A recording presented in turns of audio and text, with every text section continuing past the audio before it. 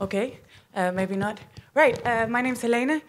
Wave, if you don't understand English, and I'll do some kind of direct translation.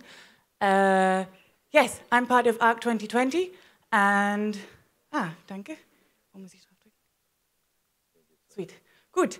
And since about 2015, 2016, we are primarily a food, farming, and rural issues news platform.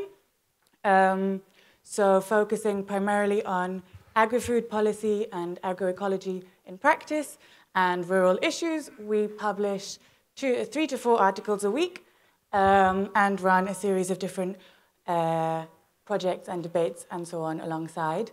We have between 50 and 60 contributors from across, from all around Europe, experts in all sorts of fields, so from NGOs to academics to activists and farmers. I think a real focus for us is to bring together all sorts of different stakeholders and to have a space for nuanced and in-depth debate around food and farming issues.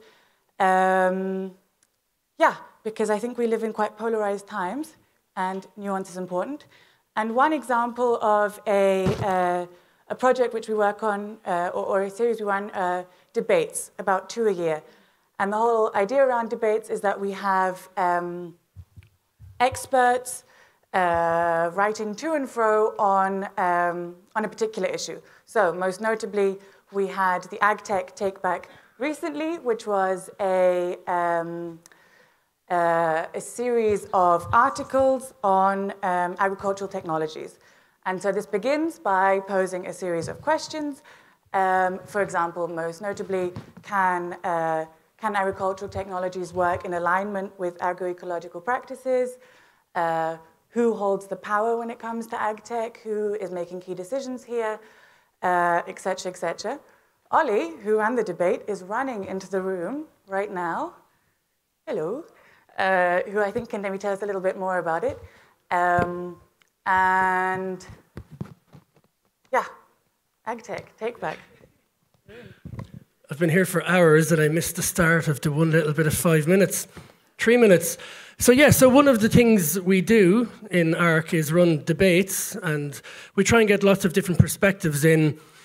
We don't have a strong and solid position on some things. We want to get lots of people, lots of farmers, activists, academics, agricultural extension workers, just to give us their feedback and their thoughts on topical and controversial issues. So the role of technology in farming is controversial, and digitization in particular. And it's a new area. So sometimes farmers have to give their data over to proprietary or closed off platforms owned by seed and pesticide companies, for example, and they don't have ownership of their data afterwards. So that's an issue. But also then as well, there are little revolutionaries who break out from some of these systems and are involved in the technological sovereignty movement, for example. So the TechSov, or technological sovereignty movement, which is like farm hack, which you may have heard of. So it's about farmers using technology to an extent to share plans and to build designs for machinery and for buildings, and to gather together to collectively build some of these machines and buildings in a low-cost way. So that's kind of a response. That's why this is the AgTech Take Back debate that we've just finished on our website. And we also then bring up other issues like retro-innovation through humus farming, and the use of, say, farm OS, farm operating systems to help with agroecology. And then we wrap it all up and present it in a report. And we do that twice a year. So we ourselves are, I suppose, a platform for dealing with some of these thorny issues. Yeah, exactly. And very briefly, if we still have 1 minute, I'll be fast. Letter from the Farm is actually why we're here, and is a new project which we're running because there's so much great innovative work done by agroecological farmers throughout Europe, but these voices are systematically underheard in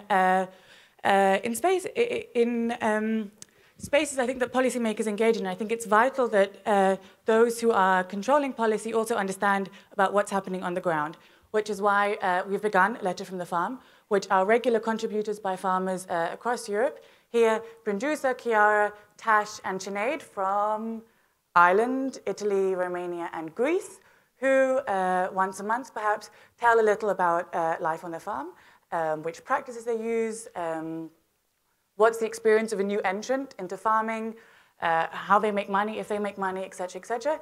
And these are brilliant, and I think give it quite a delicious, rich picture of the diversity of stuff happening in Europe.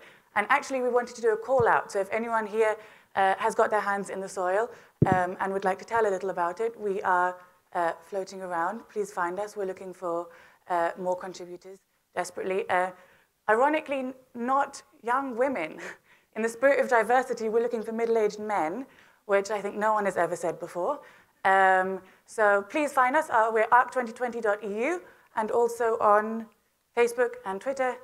And we have a weekly newsletter and a monthly newsletter. Yeah, thank you. Thank you. Sorry. Also, Arc 2020, darunter